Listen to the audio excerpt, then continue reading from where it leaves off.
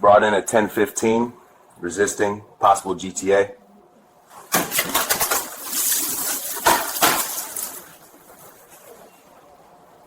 Keys.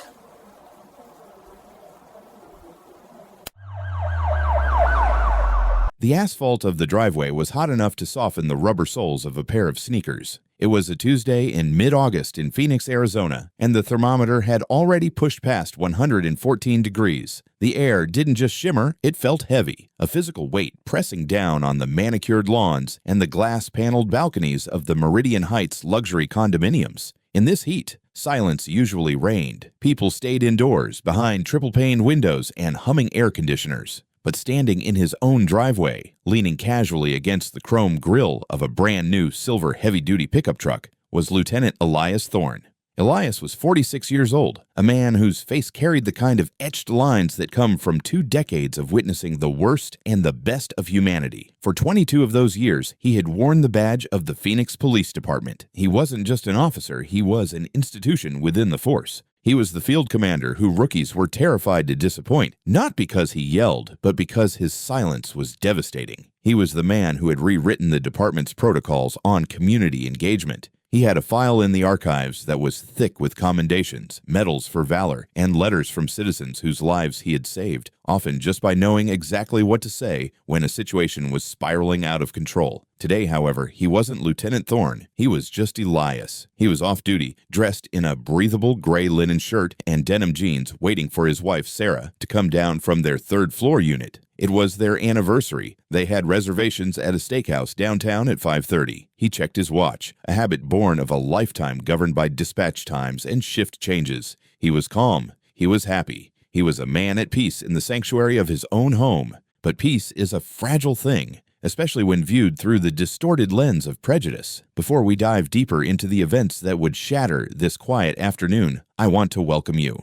If you appreciate stories that peel back the layers of our justice system and expose the raw truth underneath, you're in the right place. Make sure you're subscribed to the channel because what we're about to discuss isn't just a story. It's a lesson in accountability that everyone needs to see. Turning onto the street was a patrol cruiser, Unit 4 Alpha. Behind the wheel sat Officer Kyle Vance. Vance was 24, with a jawline he spent too much time admiring in the rearview mirror and a badge that had been pinned to his chest for only 16 months. He was part of a new wave of hires, aggressive and eager, the type of officer who viewed the city not as a community to serve, but as a territory to conquer. Vance didn't patrol, he hunted. He had already developed a reputation among the senior staff as a cowboy, a term that was not a compliment. It meant he was reckless. It meant he saw threats where there were none. Vance slowed the cruiser as he passed the Meridian Heights complex. It was a gated community, usually outside the purview of routine patrols unless there was a call. There was no call today. Dispatch was quiet. But Vance's eyes caught something that didn't fit the narrative he had constructed in his mind about who belonged in a neighborhood like this. He saw a tall, broad-shouldered black man leaning against a vehicle that cost more than Vance made in 2 years. He saw Elias. He didn't see a neighbor. He didn't see a veteran law enforcement officer. He didn't see a husband waiting for his wife. Vance saw a suspect. His mind, poisoned by implicit bias and fueled by a lack of experience, instantly filled in the blanks of a crime that wasn't happening. In his head, the truck was stolen, or the man was a burglar casing the complex,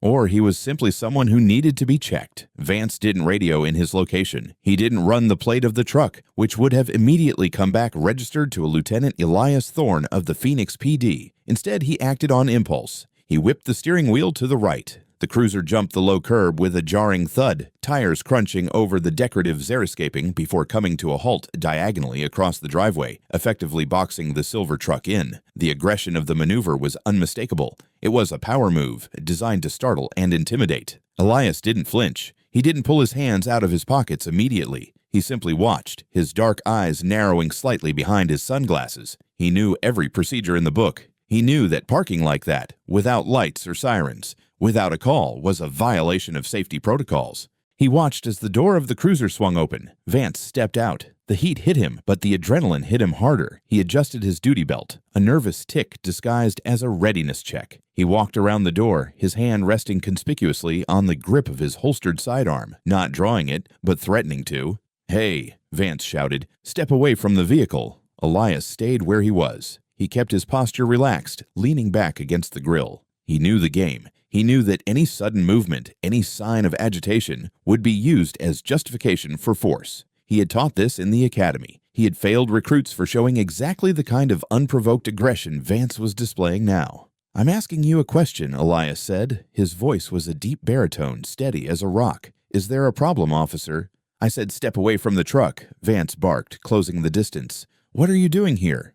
"I live here," Elias replied. He didn't offer more. He didn't have to. The law was clear. Unless there was reasonable, articulable suspicion of a crime, he was under no obligation to explain his existence on his own property. Vance stopped 6 feet away. He looked at the luxury condo building, then back at Elias, then at the expensive truck. The cognitive dissonance was breaking him. He couldn't reconcile the image of this man with the setting. "This is a restricted access property," Vance said, his tone dripping with condescension. "Residents only." "I am aware," Elias said. "That's why I have a key fob." "Let me see some ID," Vance demanded. This was the pivotal moment, the legal threshold. Elias knew it. Vance should have known it. To demand identification, an officer needs reasonable suspicion that a crime has been, is being, or is about to be committed. Standing in a driveway is not a crime. Being black in a wealthy neighborhood is not a crime. "Am I being detained?" Elias asked. He wasn't being difficult. He was establishing the legal framework of the encounter. "You're detained until I figure out who you are and why you're lurking around a $60,000 truck," Vance snapped. "ID. Now." "I don't have my wallet on me." Elias lied smoothly. It was in his back pocket, but he wasn't going to reach for it. He knew that the moment his hand moved toward his waistband, Vance, who was already twitchy, sweating in the heat, and visibly agitated, might draw his weapon. Elias wasn't going to die in his driveway today. "It's inside. My wife is coming down in a minute. She can verify." "I don't care about your wife," Vance yelled. He was losing control of the situation because he never had control of himself. "Turn around. Hands on the hood. Now." Above the garage door, unnoticed by the rookie officer, a high-definition security camera blinked silently. It was a top-tier system Elias had installed himself. It recorded in 4K resolution, capturing audio and video with crystal clarity. It saw the fear in Vance's eyes disguised as anger. It saw the calm on Elias's face. Elias made a choice. He could have ended this instantly. He could have shouted his rank. He could have pulled rank and ordered the rookie to stand down, but Elias realized something in that split second. If this boy was treating a senior officer this way, how was he treating the civilians who didn't have a badge to protect them? How was he treating the teenagers in the lower income districts? Elias decided to let the scenario play out. He needed the evidence. He needed to show the department exactly what kind of liability they had given a gun to. Slowly, deliberately, Elias turned around. He placed his hands on the hot metal of his truck's hood. "I am complying," Elias said, speaking clearly for the recording. "I am offering no resistance." Vance rushed forward. He didn't just cuff him, he slammed into him. He grabbed Elias's left wrist and twisted it up behind his back with unnecessary force, leveraging the joint to inflict pain. Elias grunted but didn't fight back. He felt the cold steel of the handcuffs bite into his wrists as Vance ratcheted them down tight, too tight. "Stop fighting," Vance shouted. "I am not fighting," Elias said calmly. "Check the camera." Vance froze for a fraction of a second. "What?" "The camera," Elias repeated, nodding his head toward the garage overhang. "You're being recorded. Every word, every action." Vance looked up. He saw the lens. For a brief moment, doubt flickered across his face, but his ego was too invested now. He had already gone hands-on. If he backed down, he felt he would look weak. So, he doubled down. He spun Elias around, shoving him toward the patrol car. "You can tell it to the judge," Vance sneered. As he was being marched across his own lawn, with neighbors now peering out of windows and stopping on the sidewalk, Elias did something that would become the centerpiece of a federal trial months later. He stopped. He turned his head directly toward the security camera. He looked straight into the lens, his face composed, his eyes burning with a terrifying intensity. "Lieutenant Elias Thorne," he stated, his voice booming across the quiet driveway. "Badge number 794, Commander of the South Precinct. My direct superior is Captain Sarah O'Malley. I am being unlawfully arrested by Officer Kyle Vance. Badge number 1-1-2-0. It was a declaration of war, spoken with the precision of a man who knew he had already won." Vance heard it. The color drained from his face. He paused, his hand gripping Elias's arm. The name Thorne was legendary in the department. Everyone knew the name. But Vance, in his arrogance, hadn't recognized the face out of uniform. Panic began to set in, cold and sharp, but he was past the point of no return. He couldn't just uncuff him now and say, "My bad." In his panicked mind, he had to legitimize the arrest. He had to invent a reason. He shoved Elias into the back of the cruiser. The hard plastic seat was uncomfortable, the interior smelling of stale coffee and sanitizer. Vance got into the front seat. His hands were shaking as he grabbed the radio mic. He needed to create a paper trail immediately. "Dispatch, this is 4 Alpha, Vance said, his voice cracking slightly before he steadied it. "I have one male subject in custody at the Meridian Heights complex, resisting arrest, failure to identify, suspicion of grand theft auto." There was a pause on the radio. Then the dispatcher's voice came back, professional and detached. "Copy 4 Alpha. Subject details? Male, black, approximately 45 years of age, refused to provide ID." Elias sat in the back listening. He shook his head. Grand theft auto.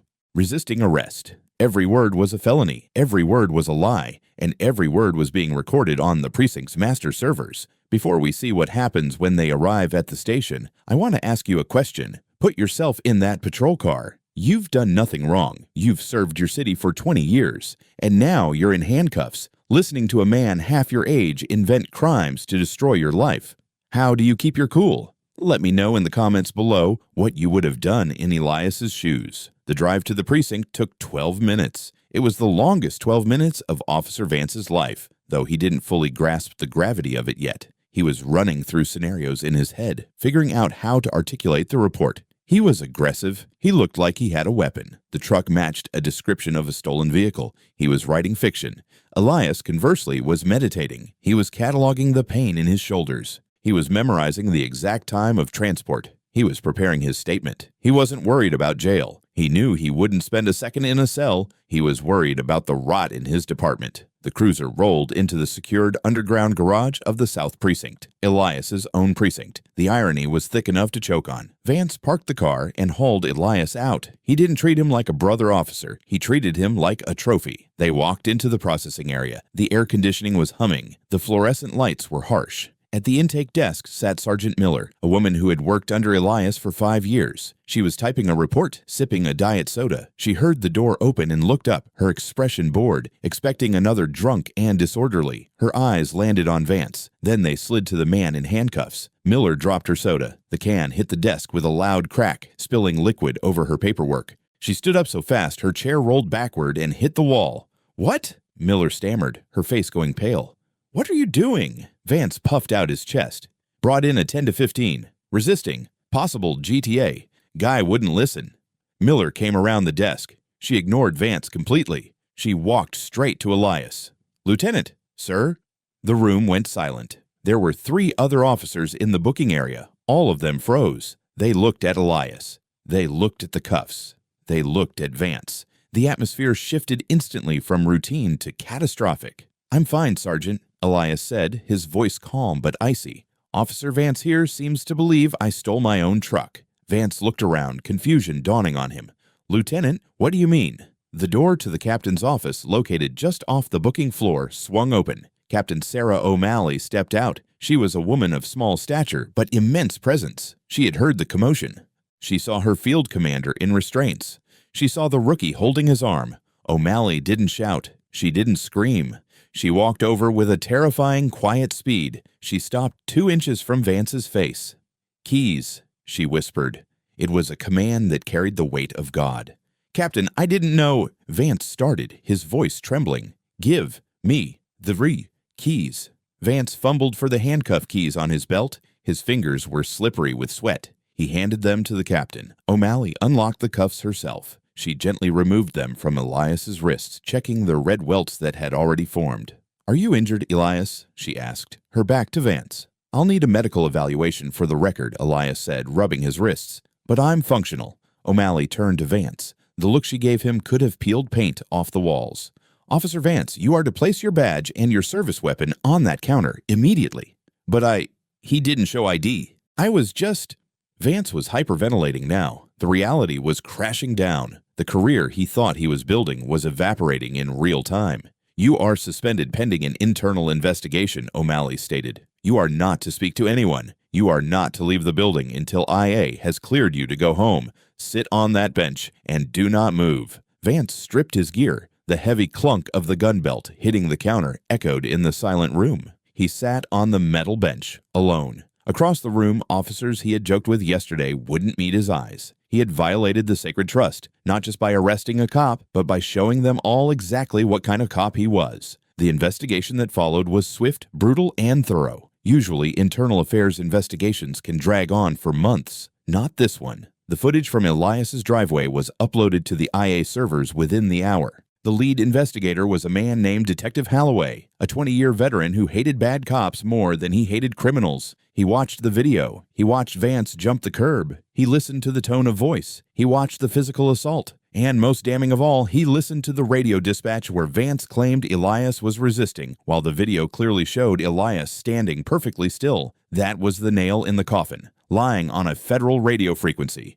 falsifying a police report, kidnapping under the color of law. State prosecutors looked at the case, but the federal prosecutors stepped in almost immediately. This wasn't just a mistake. This was a civil rights violation. The Justice Department had been looking for a test case to crack down on qualified immunity and police misconduct in the region. They found their perfect storm in the footage from Elias Thorne's driveway. Vance was arrested 3 days later at his apartment. He was led out in handcuffs, the same way he had led Elias. The irony was not lost on the neighbors. The trial took place 6 months later in a federal district court. The courtroom was packed. Law enforcement officers from across the state attended, not to support Vance, but to support Elias. They wanted to distance themselves from the rookie. They wanted to show that his behavior was not their behavior. The defense attorney for Vance tried to paint a picture of a confused young officer in a high-pressure situation. He argued that the sun was in Vance's eyes, that the neighborhood had seen a rash of break-ins, which was false, that Elias should have just identified himself sooner.